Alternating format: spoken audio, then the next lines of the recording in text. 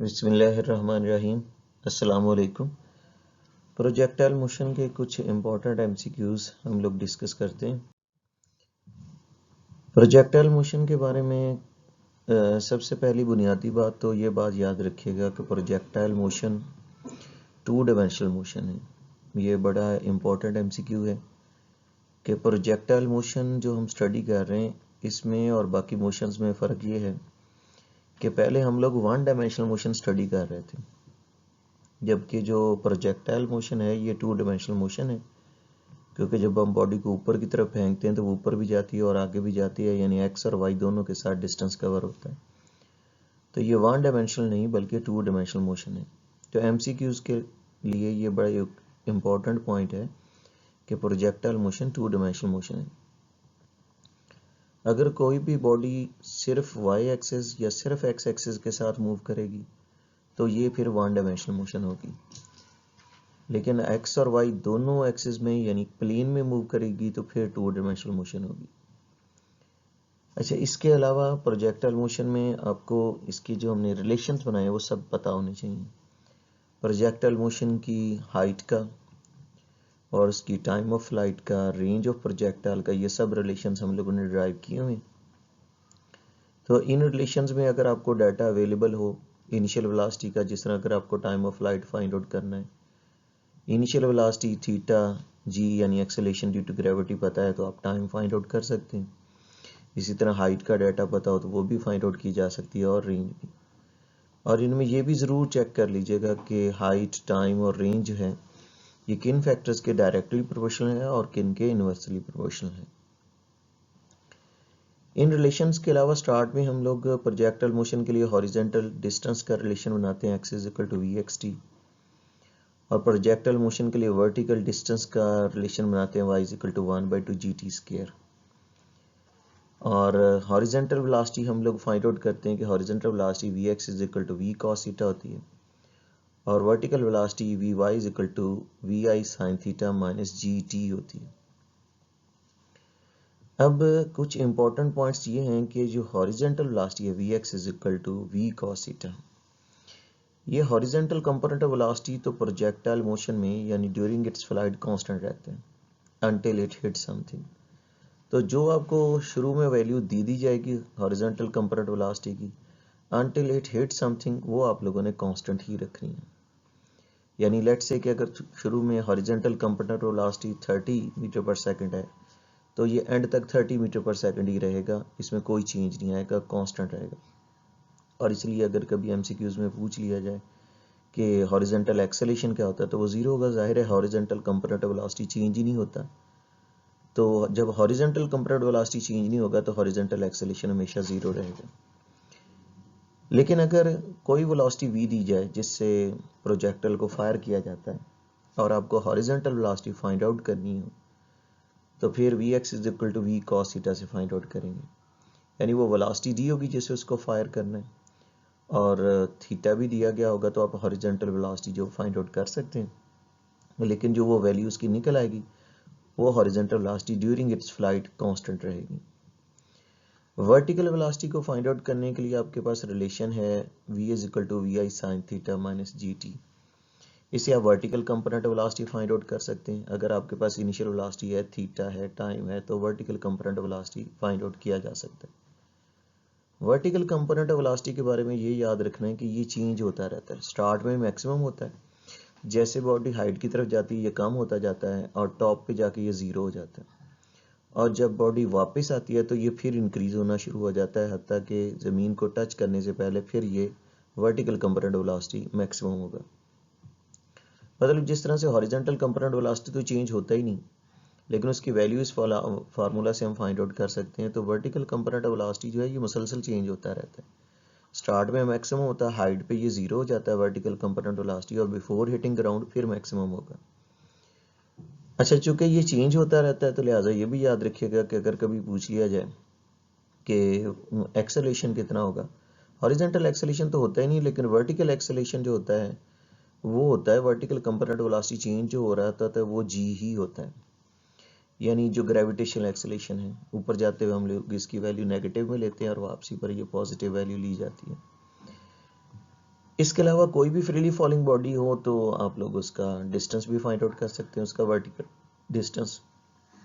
जिस तरह लेट से कोई बॉडी फ्री फॉल कर रही है और आपको कहा जाए कि वो फ्रीली फॉलिंग बॉडी जो है उसका 2 सेकंड में डिस्टेंस कवर्ड फाइंड आउट करें, क्योंकि जब उसने फ्री फॉल स्टार्ट किया होगा तो उसकी इनिशियल वर्टिकल वेलोसिटी तो जीरो होगी। ये सेकंड इक्वेशन ऑफ मोशन ही है, इसमें इनिशियल वेलोसिटी जीरो कर दें तो वी आई टी वाला पार्ट खत्म हो जाएगा, तो y is equal to 1/2 GT² रह जाएगा।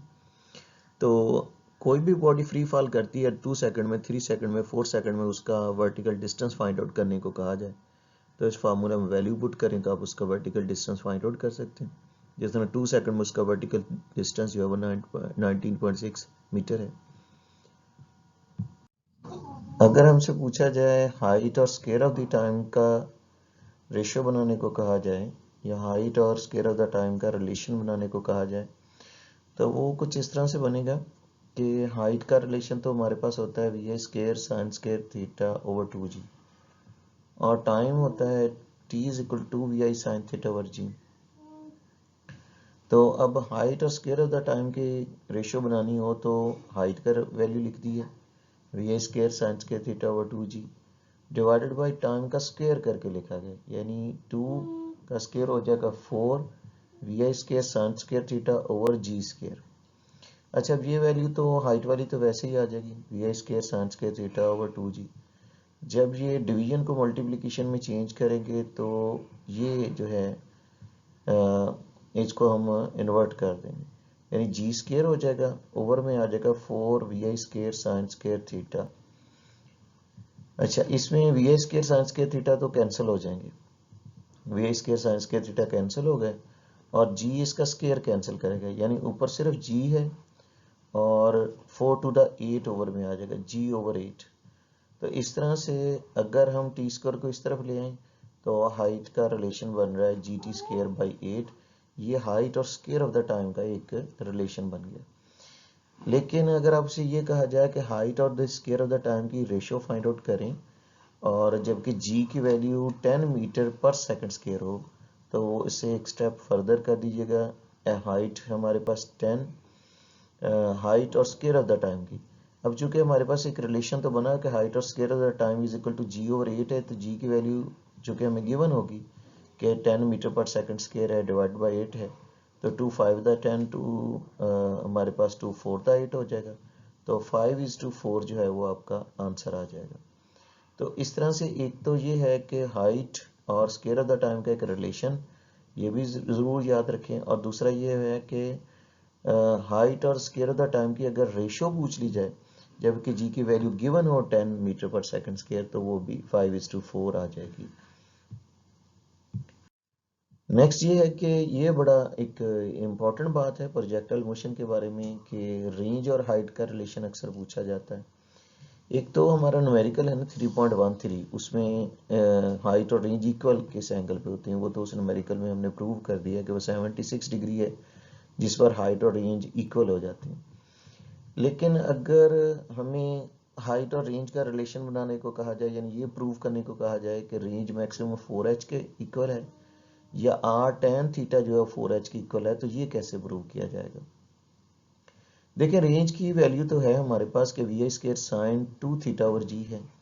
अगर हम इसको एक्सपेंड करें तो ये बनेगा वी आई square over G sine 2 theta की जगह लिखा जाएगा 2 साइन थीटा कॉस थीटा। अच्छा, अब हमने ना इसको, ये रेंज है और इसको हमने हाइट में कन्वर्ट करना है, तो ये देखिए ये तो मैंने वैसे लिख लिया ना वी आई square over g 2 sine theta cos theta.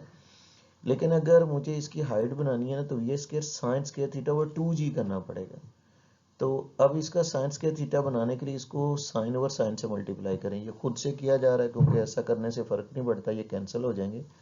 लेकिन हम इसको यूज इस तरह से करेंगे कि ये ऊपर वाला साइन तो हम यूज करेंगे ना ताकि ये साइन स्क्वायर थीटा बने, और ये 2 भी यूज करेंगे, 2/2 से ही मल्टीप्लाई करना है और sine by sine theta by sine theta से भी, ताकि हमारे पास साइन स्क्वायर थीटा भी आ सके और ओवर में 2 भी।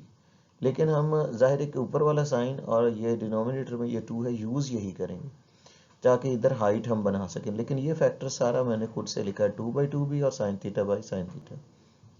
अब आप ये देखें कि वी आई स्क्वायर लिखा और साइन थीटा चूंकि इस साइन थीटा से मल्टीप्लाई हुआ साइन स्क्वायर थीटा हो गया और ये 2 ओवर में ले आए हैं, तो 2g हो गया, यानी v i square sine square theta over 2g हो गया। अब देखें ये 2 भी है और ये कॉस थीटा भी है, ये बचे हैं। तो ये 2 और ये कॉस थीटा और ये वाला 2 भी, ओवर वाला भी, तो ये 2 और ये 2 तो 2 टू द 4 हो जाएंगे, और ये कॉस थीटा ओवर में, क्योंकि ये साइन तो हमने मल्टीप्लाई कर दिया ना इस साइन से, साइन स्केयर थीटा हो गया, तो 2 टू द 4 हो गया, ये कॉस थीटा ऊपर ले जाए, कॉस ओवर साइन हो गया। अच्छा, अब ये चूंकि हमने बनाना था जो है हाइट, ये आप समझ गए होंगे कि ये हाइट हमने बना ली है, क्योंकि ये जैसे मैं बता रहा हूँ कि ये साइन थीटा से मल्टीप्लाई करके साइन स्केयर थीटा कर लिया, ये 2 निकाल दिए यहाँ से, वो 2 टू द 4 करके लिख दिए, और ये कॉस ओवर साइन कर दिया, और ये वाला 2 जो इसके ऊपर में था, ये वाला ये इधर ले गए, ताकि ये v i square sine square theta over 2g हो सके। बाकी ये 2 टू द 4 भी कर दिया है, ये 2 और ये 2 4 कर दिया है, और कॉस भी इसके ऊपर ले गए, कॉस ओवर साइन, और ये वाला 2 तो उधर जी के पास चला गया, ये जो नीचे वाला था। अच्छा, अब ये हाइट बन चुकी है, तो इसकी जगह तो आप h लिख दें, और ये 4 भी लिख दें, कॉस ओवर साइन उधर जाके साइन ओवर कॉस हो जाएगा, साइन ओवर कॉस tan होता है, तो इस तरह r tan थीटा जो है वो 4h की इक्वल हो गया। अच्छा, ये अगर पूछ लिया जाए कि प्रूफ करना है अगर आपको r tan थीटा 4h के, तो वो इक्वल हो गया, लेकिन चूंकि ये पूछा जाता है कि r मैक्सिमम किसकी इक्वल होती है, तो r मैक्सिमम जो है ना, रेंज मैक्सिमम होती है 45 डिग्री के, ये रेंज के एंड में बताया भी जाता है। तो अगर थीटा हमारे पास 45 डिग्री हो, तो थीटा 45 डिग्री हो तो वो रेंज मैक्सिमम होती है। तो अगर हम इसमें थीटा 45 पुट करें तो tan 45 1 हो जाता है, तो ये रेंज मैक्सिमम होगी, रेंज मैक्सिमम 4h के इक्वल आ जाएगी। ये कई तरह से पूछा जाता है वैसे, कि r maximum over h is equal to 4 भी पूछ लिया जाता है, कि r मैक्सिमम और हाइट की रेशियो भी 4 की इक्वल आती है, या r maximum is equal to 4h है। तो बहरहाल ये प्रूव अच्छे से देख लें, इसको ज़रूर याद रखें कि r tan theta is equal to 4h है, या r मैक्सिमम, क्योंकि थीटा अगर 45 पुट करेंगे tan 45 1 हो जाता है, ये मैक्सिमम इसकी वैल्यू, तो r मैक्सिमम 4h की इक्वल हो जाएगी। बहरहाल ये है r मैक्सिमम और h की रेशियो, या 4 के इक्वल भी कह सकते हैं, या r मैक्सिमम 4h की है, लेकिन इक्वल किस एंगल पे होते हैं वो हमारा न्यूमेरिकल है 3.13, और वो 76 डिग्री है जिस पर ये इक्वल हो जाते हैं। नेक्स्ट बात ये है कि ये भी अक्सर बोर्ड एमसीक्यूज में पूछा जाता है कि रेंजेस कौन से एंगल्स पे इक्वल होंगी, तो हर वो दो एंगल जिनका समेशन 90 डिग्री होता है उन पर रेंजेस इक्वल हो जाती हैं। जैसे कहें कि अगर एक एंगल 60 है तो कौन सा एंगल होगा जिस पे रेंज बराबर हो जाएगी, वो 30 होगा। तो या अगर एक कहते हैं 70 तो दूसरा 20 होगा, क्योंकि जिन दो एंगल्स का सम 90 डिग्री होता है ना, तो उन पर रेंजेस जो हैं वो इक्वल हो जाती हैं। अच्छा, और एक एमसीक्यू इस तरह से भी है कि अगर थीटा 45 डिग्री हो तो किनेटिक एनर्जी जो है हाइट मैक्सिमम पे कितनी होगी। इसमें एक बात ये भी याद रखिएगा कि ये भी एक इम्पॉर्टेंट बात है कि हाइट मैक्सिमम कितने एंगल पे आती है, वो 90 डिग्री पे होती है। 90 डिग्री पे आप मैक्सिमम हाइट तक जो भी ऑब्जेक्ट है, बॉल वगैरह, उसको फेंक सकते हैं, तो मैक्सिमम हाइट का एंगल जो होता है वो 90 डिग्री होता है। बहरहाल यहाँ पर हम ये मैं आपको समझाना चाह रहा हूँ कि 45 डिग्री अगर एंगल हो तो किनेटिक एनर्जी जो वो मैक्सिमम हाइट पे कितनी होगी। किनेटिक एनर्जी अगर आपको मैक्सिमम हाइट पे फाइंड आउट करनी है, तो किनेटिक एनर्जी को लेट्स से हम ई से लिख लेते हैं, 1/2 mv स्क्वायर होती है। तो 1/2 mv स्क्वायर जो है, 1/2 m हाइट पे, मैक्सिमम हाइट पे तो सिर्फ एक ही कंपोनेंट रह जाता है ना, जैसा कि स्टार्ट में बताया वो vx ही होता है, तो उसको हम v cos थीटा कह सकते हैं। तो 1/2 m तो लिख लें, v की जगह vx यानी v cos थीटा लिखें और उसका स्क्वायर कर लें। अब ये 1/2 m v स्क्वायर तो बाहर आ जाएगा, ये cos थीटा एक्चुअली एंगल तो ना दिया हुआ है कि 45 के एंगल पर थ्रो किया है, तो मैक्सिमम हाइट पे आपने किनेटिक एनर्जी निकाली, तो cos 45 करते हैं, cos 45 का करेंगे स्क्वायर, तो ये 1/2 m v स्क्वायर तो वैसे आ जाएगा, तो cos 45 जो होता है 1/2 स्क्वायर रूट होता है, 1/√2 जो है ये होता है, इसका स्क्वायर करेंगे। अच्छा, अब ये 1/2 mv स्क्वायर तो हमारी ओरिजिनल किनेटिक एनर्जी थी हमारे पास, जो स्टार्ट में उसके पास थी, तो 1 का स्क्वायर तो 1 होगा, 2 का स्क्वायर रूट कैंसिल हो जाएगा, तो इसका मतलब जो हाइट पे हमारी किनेटिक एनर्जी होगी ई डैश, वो मैक्सिमम किनेटिक एनर्जी के हाफ के इक्वल होगी। सो बच्चे, ये थे हमारे कुछ एमसीक्यूज, और ये प्रोजेक्टाइल मोशन के बारे में है मेनली, तो इनको सॉल्व करके ज़रूर देखें ताकि बेहतर आप लोगों को समझ आ सके। अल्लाह आपका हामी नासिर हो। अल्लाह हाफिज़।